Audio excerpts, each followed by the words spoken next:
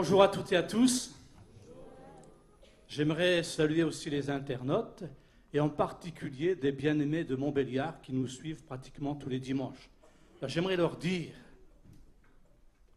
Christine et moi-même, on vous aime et que Dieu vous bénisse. Est-ce que vous croyez, frères et sœurs, que Dieu, par le Saint-Esprit, est capable de nous élever? Vous êtes sûrs? Dans un seul but, pour que nous puissions contempler notre Seigneur dans toutes ses perfections. Parce qu'il est assis à la droite du Père, dans toutes ses perfections. Et appartenir à ce Jésus, appartenir à ce Dieu, mais c'est réconfortant, c'est rassurant, parce qu'on peut tout lui remettre, on peut tout lui laisser, surtout lui laisser notre vie, afin qu'il puisse en prendre soin. Alors j'ai sur le cœur depuis un certain temps une parole de Dieu, et cette parole de Dieu, je l'ai intitulée « Demeurer tranquille ». Est-ce que c'est possible de demeurer tranquille? Alors on va lire le texte dans le livre de Ruth, au chapitre 3 et au verset 18, il est dit ceci. Et Naomi dit, « Sois tranquille, ma fille, jusqu'à ce que tu saches comment finira la chose. Car cet homme ne se donnera point de repos, qu'il n'ait terminé cette affaire aujourd'hui. » Personnellement, je suis toujours émerveillé de voir, et c'est vrai, et c'est quelque chose de merveilleux, de regarder comment Dieu est capable de diriger une vie. Et si vous êtes là ce matin, c'est parce qu'il y a eu un miracle dans votre vie. Et que Dieu, en quelque sorte, vous a dirigé. Alors surtout lorsque notre vie lui est soumise, docile, malléable. Mais vous savez, quand je parle de soumission, ce que je veux dire, c'est simplement essayer de plaire au Seigneur, essayer de lui être agréable. Quand nous sommes prêts à passer là où Dieu le désire, surtout lorsque on accepte de le laisser agir.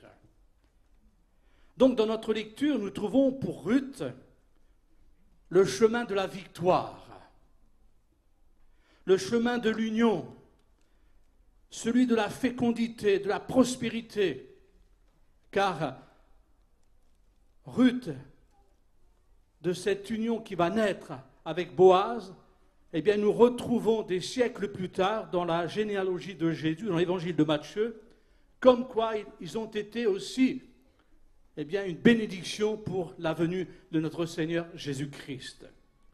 Sois tranquille, ma fille, jusqu'à ce que tu saches comment finira la chose. Alors une question se pose ce matin. On doit se la poser. Qu'est-ce qu'une personne tranquille? Alors vous allez vous reconnaître. C'est quelqu'un qui ne s'agite pas. C'est pas vous? Essayez de vous reconnaître quand même. C'est quelqu'un qui ne s'inquiète jamais. Il y a des sourires là, hein? Qui demeure paisible, même s'il y a la tempête. Qui attend avec sérénité que les événements se passent, se déroulent d'une manière tranquille, et que la chose arrive. Hein, c'est vous ça. Pourquoi les têtes font ça? C'est bizarre.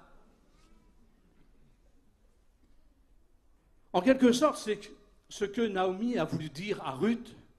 Ma fille, ne t'inquiète pas, ne t'agite pas, attends calmement et confiance en Boaz, cet homme, et tu verras qu'à la fin, il y aura une victoire.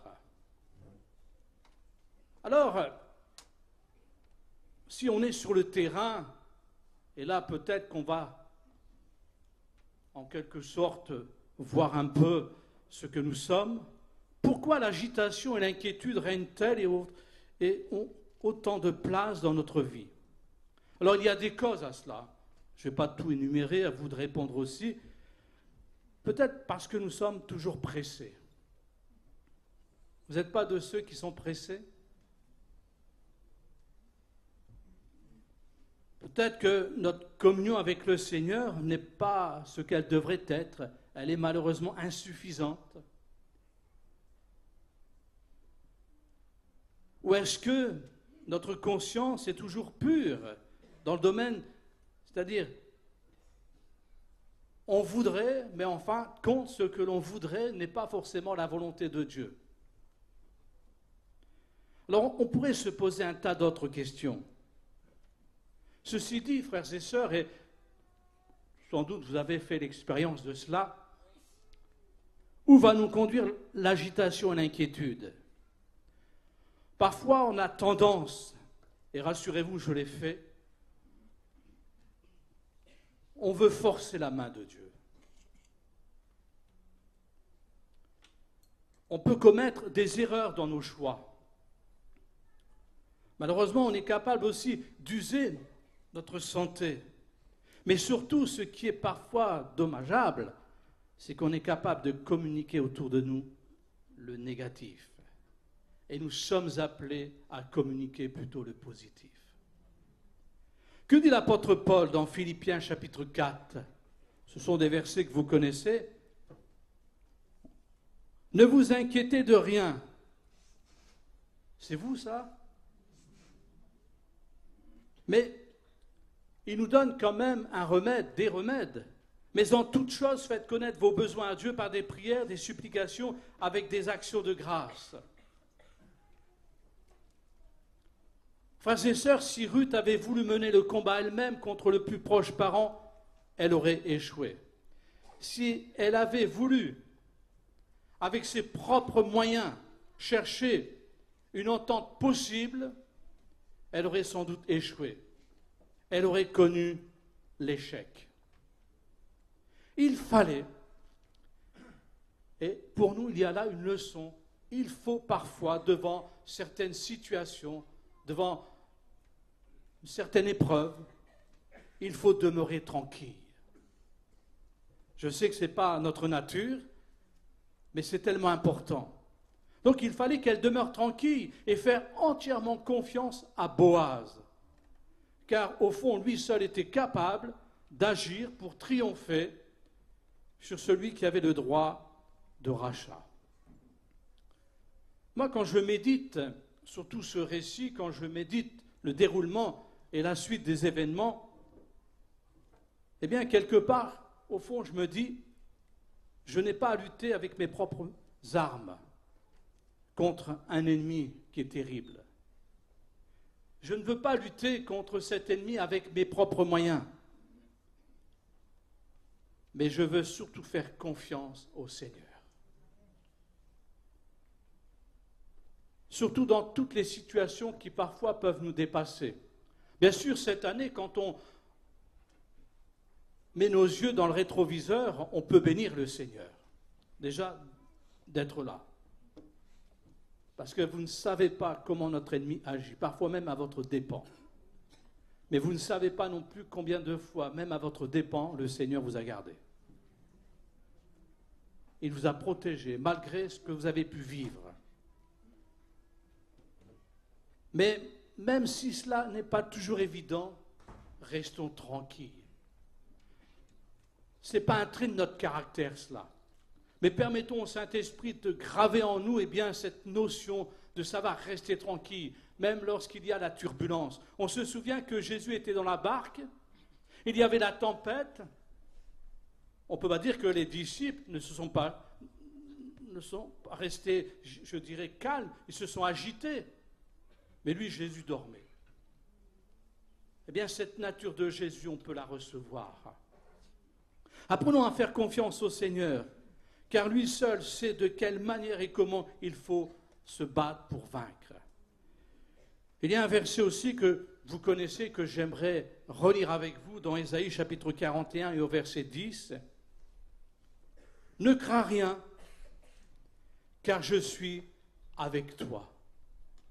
Ne promène pas des regards inquiets, car je suis ton Dieu, je te fortifie, je viens à ton secours, je te soutiens de ma droite triomphante.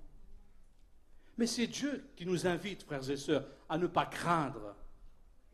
C'est Dieu qui nous dit clairement, mais quelle que soit la situation que tu traverses, je suis avec toi. Pourquoi? Parce que je suis ton Dieu. Et en même temps, le Seigneur nous dit, parce qu'il connaît nos faiblesses, il sait que nous sommes malheureusement dans l'agitation, on s'inquiète. Alors le Seigneur nous dit, mais je vais te fortifier. Ce qu'il veut dire, c'est qu'il veut nous rendre forts. Avec cette promesse aussi, il vient à notre secours. Et puis, je te soutiens de ma droite triomphante.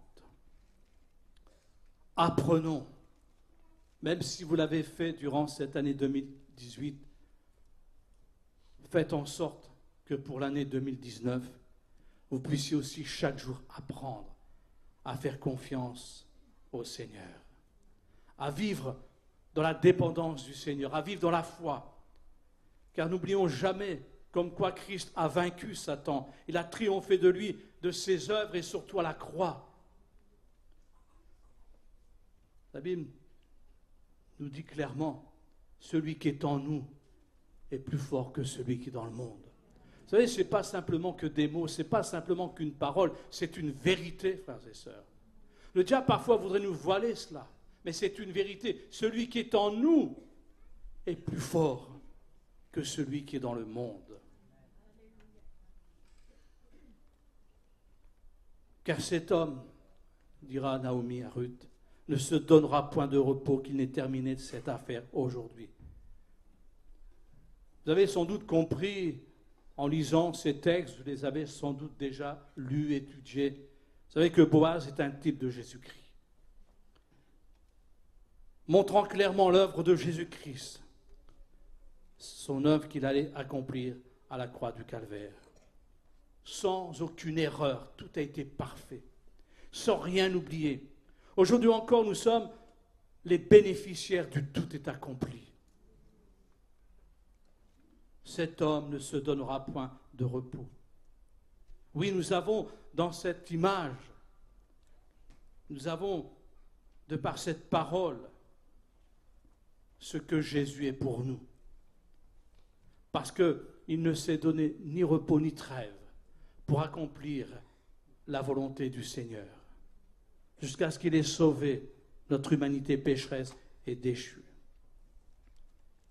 Ne vous inquiétez de rien, restez tranquille. Est-ce que c'est possible? Moi qui vous prêche, il y a peut-être un mois de cela, j'ai vécu une expérience tout à fait personnelle. J'aime me lever tôt pour méditer la parole de Dieu. C'était un samedi matin. Et puis je devais prêcher le lendemain, donc à Liévin. Donc j'ai médité, j'ai prié. Puis je me suis dit, il était 8 heures, il faisait à peine clair. Je me suis dit, tiens, je vais profiter de ce moment, de ce calme. Je vais aller marcher. Parce que j'aime bien marcher.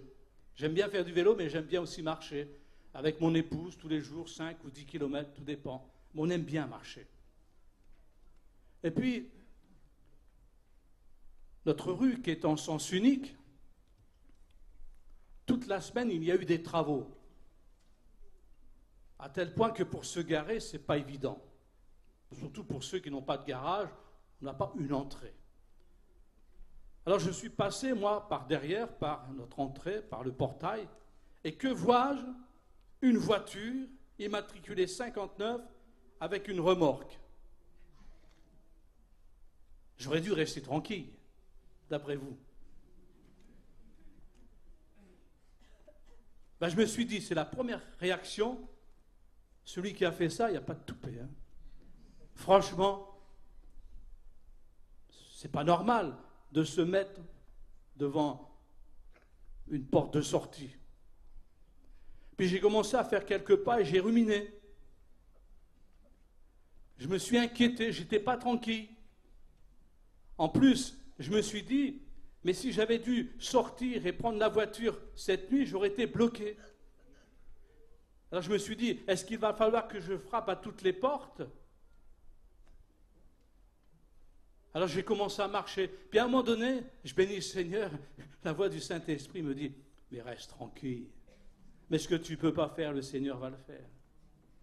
Et je vous assure, frères et sœurs, je n'ai même pas fait 100 mètres, que tout d'un coup je vois cette voiture passer devant moi avec la remorque. C'est notre nature, cela.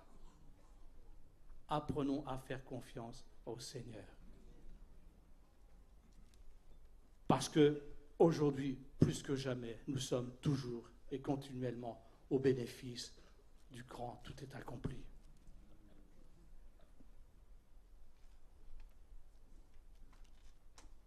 Je ne saurais jamais, vous l'avez chanté, on ne saura jamais le prix que Jésus a payé pour nous.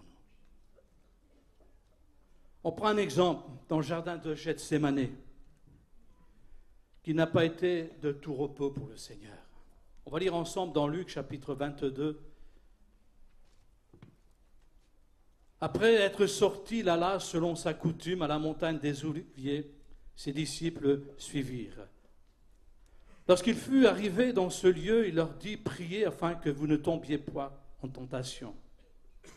Puis il s'éloigna d'eux à la distance d'environ un jet de pierre et, s'étant mis à genoux, il pria, disant, Père, si tu voulais éloigner de moi cette coupe, toutefois que ma volonté ne se fasse pas, mais la tienne.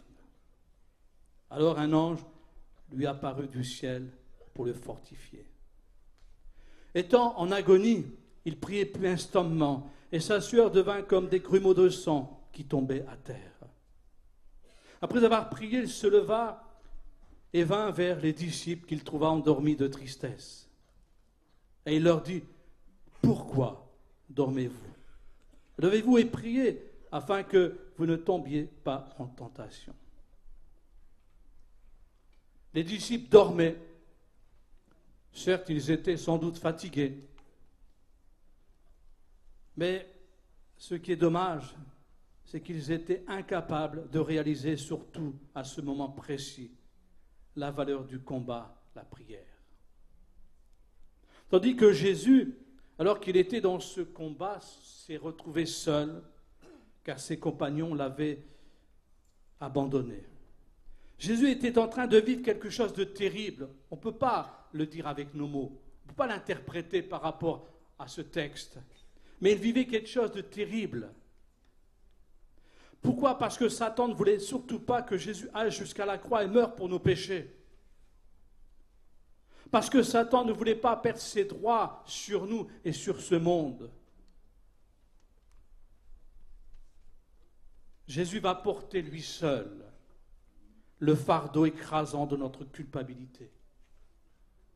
Dans ces moments très particuliers, douloureux pour lui, notre Seigneur, pour quelques heures, va même connaître l'agonie, nous dit le texte. Car il devait accepter, non pas ma volonté, mais la tienne, Seigneur, il devait accepter d'être fait péché pour nous. Il était tellement épuisé. Le diable et ses démons s'acharnaient tellement sur lui qu'il a fallu qu'un ange vienne le fortifier. Le combat a duré des heures. Cette lutte fut affreuse, cruelle. Oui, car le diable et tous ses démons, eh bien, se sont acharnés sur lui. Regardons maintenant ce que Jésus, après la victoire de Gethsémane, parce que ce fut une victoire, a dû encore subir. Le diable s'est déchaîné, s'est acharné contre lui. Il l'a épuisé physiquement par les coups de fouet. Je ne saurai jamais le prix que tu as payé. Savez-vous qu'ils se sont amusés à lui arracher la barbe? Il a reçu des coups de poing, frères et sœurs, tel un boxeur qui reçoit des coups, mais lui sans en donner. Ensuite, on l'a harcelé de moqueries. Et que dire de la couronne d'épines et de ronces? résumant l'humiliation et la malédiction. On peut peut-être lire le texte dans Genèse chapitre 3. Il dit à l'homme, puisque tu as écouté la voix de ta femme et que tu as mangé de l'arbre au sujet duquel je t'avais donné cet ordre, tu n'en mangeras point. Le sol sera maudit à cause de toi. C'est à force de peine que tu en tireras ta nourriture tous les jours de ta vie. Il te produira des épines et des ronces, et tu mangeras de l'herbe des champs. Suite à cette parole, alors je ne sais pas si Adam et Ève ont manqué dans l'éducation de leurs enfants, mais me semble-t-il que Caïn et Abel, à un moment donné, vont vouloir offrir chacun une offrande à l'Éternel. Et puis Caïn, lui, va offrir les fruits de la terre que Dieu avait maudits. Et on comprend pourquoi Dieu ne pouvait pas l'accepter, ne pouvait pas accepter cette offrande, tandis que Abel, lui a apporté un agneau. Et à partir de là, le premier meurtre est arrivé. Il y a eu la malédiction. Et Jésus, en portant sur lui la couronne d'épines et de ronces, a porté cette humiliation sur lui. Mais pour faire en sorte que nous rendre la bénédiction. Et puis ce fut le moment terrible de la croix. Ses mains percées, ses pieds percés. Est-ce que je peux comprendre tout cela? Notre Sauveur ne s'est donné ni repos ni trêve, qu'il n'ait réglé cette affaire, car il y avait un enjeu extraordinaire. Le rachat de nos âmes, le salut de notre humanité. Christ est sorti plus que vainqueur de ce terrible combat, non seulement à Gethsémani, mais aussi à la croix. Et la Bible nous dit qu'il a dépouillé les autorités, les dominations, il les a livrées publiquement en spectacle, en triomphant d'elles. De quelle manière? Par la croix. La croix fait partie des victoires, comme Gethsémani. Le diable fut vaincu. Ses œuvres sont détruites. Satan, frères et sœurs, n'a plus aucun droit sur nous. Retenez bien cela, il n'a plus aucun droit sur nous. Et ce matin, vous pouvez le dire, tu n'as plus aucun droit sur moi. Christ à la croix nous a arrachés de son royaume, il nous a fait passer des ténèbres à la lumière, de la mort à la vie. Satan fut vaincu. Et s'il veut encore contester avec nous, à nous par la foi, mettons en face de lui l'efficacité précieuse de son sang, le sang de Jésus. Réjouissons-nous, et c'est vrai que les chants nous amènent à nous réjouir, mais il y a de quoi se réjouir encore ce matin, frères et sœurs. Malgré peut-être, on n'a peut-être pas vécu bien cette année, on a peut-être eu des problèmes, des soucis, on est peut-être encore en phase de problèmes, de soucis, mais on peut se réjouir ce matin, parce que nous ne sommes plus au joug, sous le joug de Satan, mais nous appartenons à Christ. Nous sommes devenus des enfants de Dieu, affranchis et libérés. Frères et sœurs, il n'y a absolument aucune situation que le Seigneur ne puisse régler. N'acceptons pas et n'acceptons plus les échecs. Une citation qui vient de moi. Au bout du désespoir, qu'est-ce qu'il y a?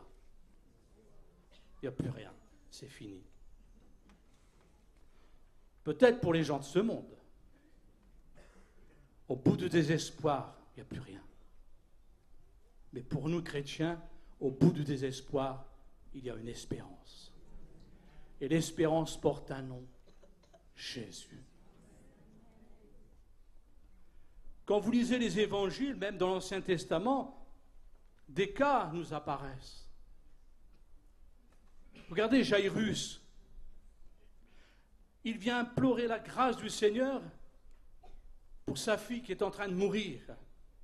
Et sur le chemin qui amène Jésus et Jairus vers sa fille,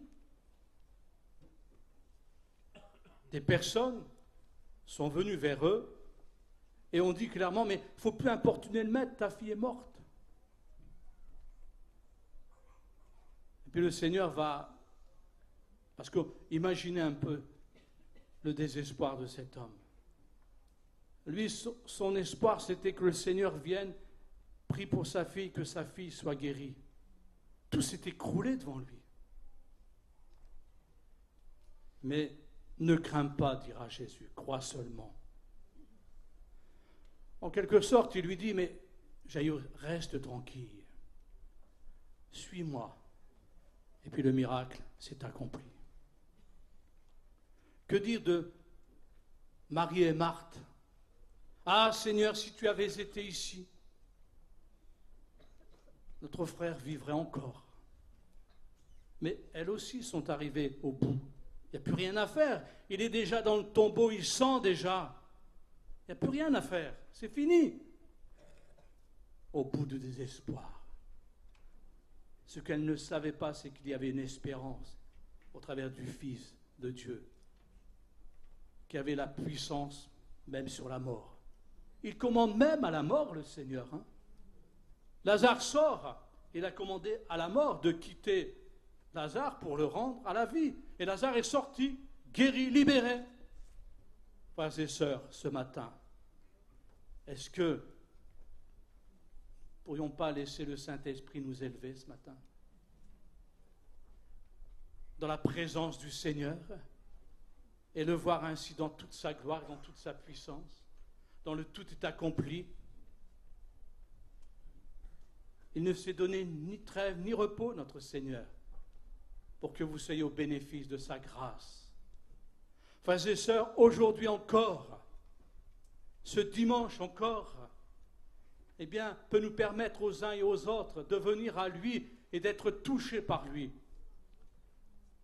Dans mon cœur, je ressens quand même qu'il y a de l'inquiétude chez certains. Dans mon cœur, je ressens qu'il y a de l'angoisse chez certains. Et vous pouvez vous inquiéter, en effet, pour certaines situations que vous vivez. Vous pouvez vivre une forme d'angoisse par rapport à l'épreuve que vous rencontrez. C'est humain, cela. Ça fait partie de notre chair. On peut être touché par cela. Mais permettez au Seigneur de mettre sa main sur vous ce matin. On va demander aux musiciens de revenir et de nous conduire dans un chant. On va se lever tous ensemble. Moi, je crois, et vous croyez comme moi, que rien n'est impossible à notre Seigneur.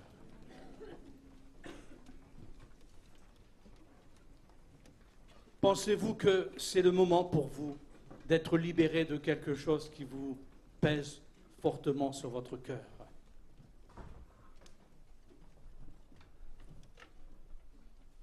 Vous dire que Dieu est grand, vous allez dire Amen. Vous dire que Dieu est le Tout-Puissant, vous allez dire Amen. Ne soyez pas timides, dites Amen. Parce que c'est la vérité, frères et sœurs. Tout a été fait pour vous, mais non pas pour que vous restiez éloignés du tout est accompli, mais pour que vous puissiez entrer dans le tout est accompli.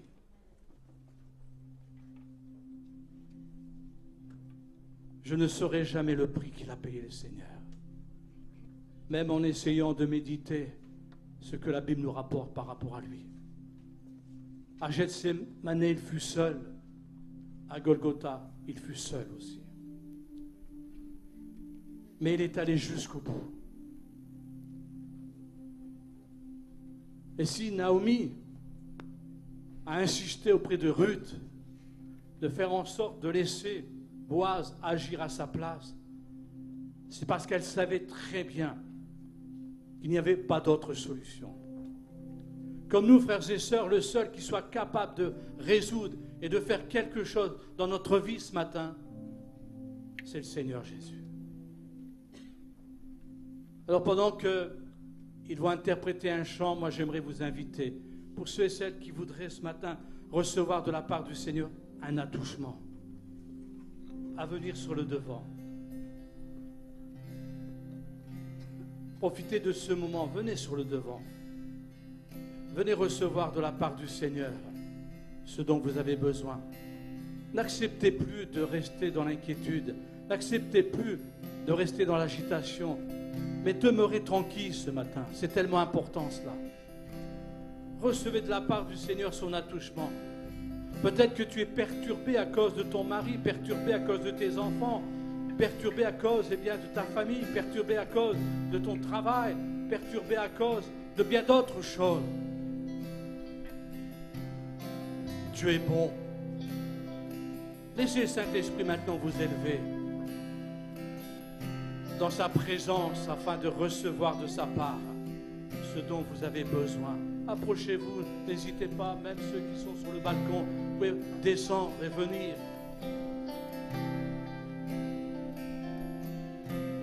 Vivez l'expérience de Ruth, une expérience glorieuse. Repartez ce matin de la maison du Seigneur avec son attouchement. Et permettez ainsi que les jours, les semaines qui vont suivre, vous allez voir quelque chose de merveilleux se produire en vous.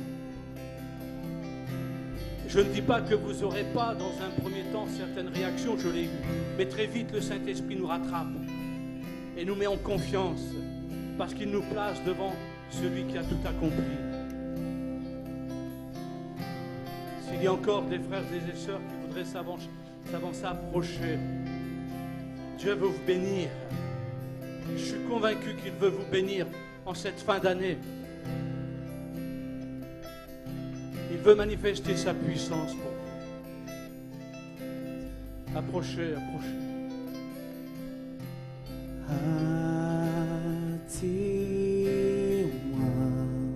Placez-vous sous ses ailes ce matin.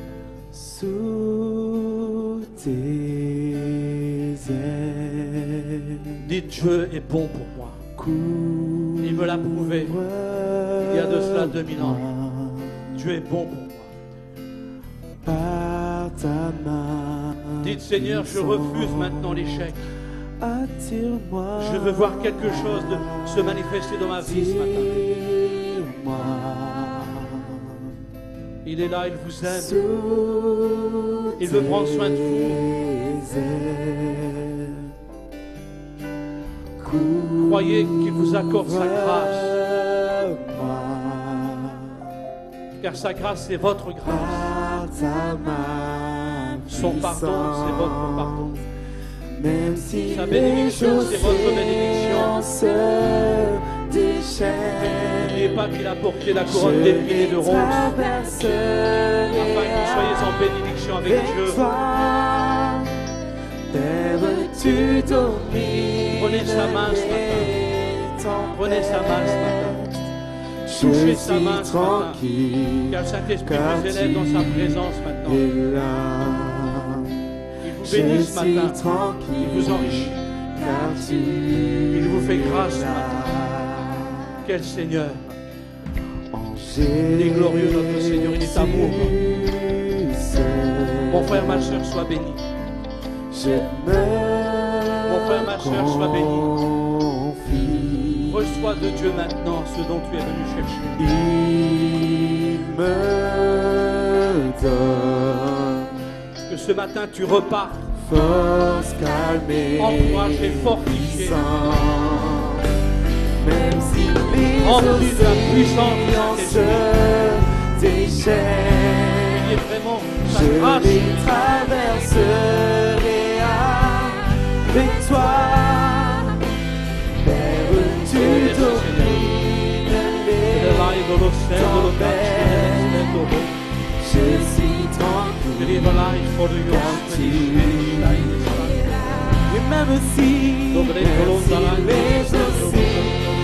se déchaînent, je les traverserai avec toi.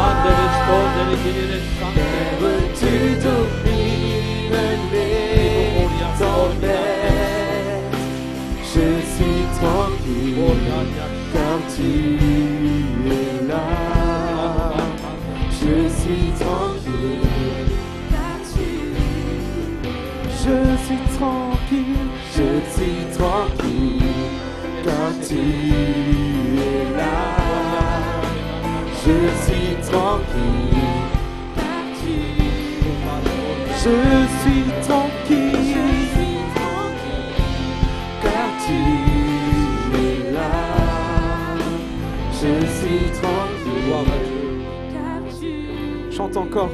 Je suis tranquille. Je suis tranquille, car tu es là. Oui.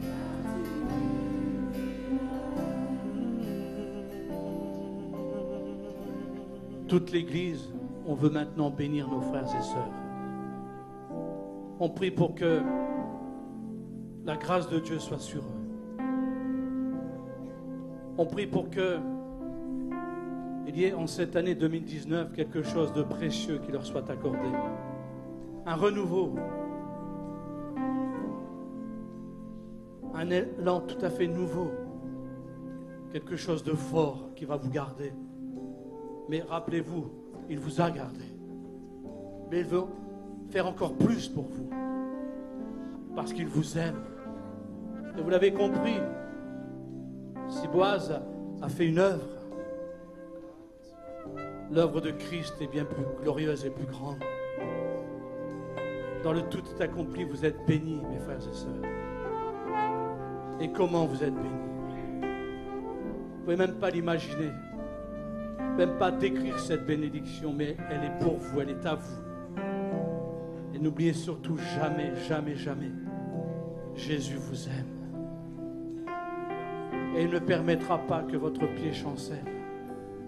Il ne permettra pas que vous soyez séparés de lui. Et si l'ennemi vient vers vous en vous disant que vous êtes nuls, répondez-lui, le sang de Jésus est sur moi.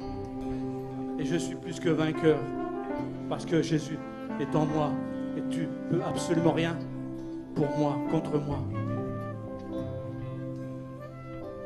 Voilà, que le Seigneur vous bénisse. Reprenez votre place. Que Dieu soit béni. Car tu es là, je suis tranquille. Car tu es là, je suis tranquille. Je suis tranquille. Car tu es là. Je suis tranquille. Car tu es là. Même si les océans se déchaînent, je les traverserai avec toi. Père, tu domines les tempêtes. Je suis tranquille, car tu es là. Je suis tranquille, car tu es là. Je suis tranquille, car tu es là. J'aime bien remonter à l'origine des choses, parce que ça permet de comprendre et de connaître certains principes bibliques ou spirituels.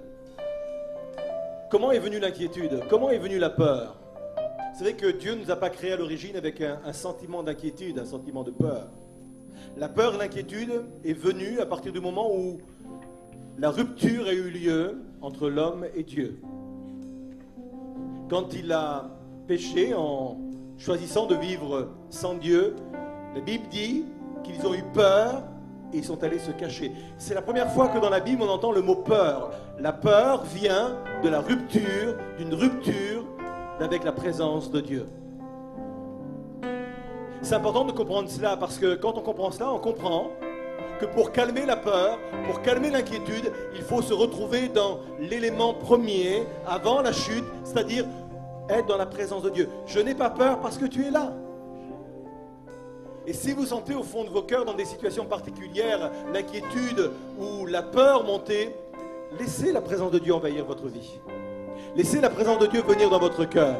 Il y a une communion avec lui, il y a un contact avec lui. C'est formidable. Je ne sais pas comment vous le vivez, mais quand on ressort de la présence de Dieu, qu'est-ce qu'on est bien. On a envie d'entreprendre des choses, on a envie de faire des choses, parce que la peur est partie, parce que l'inquiétude est partie.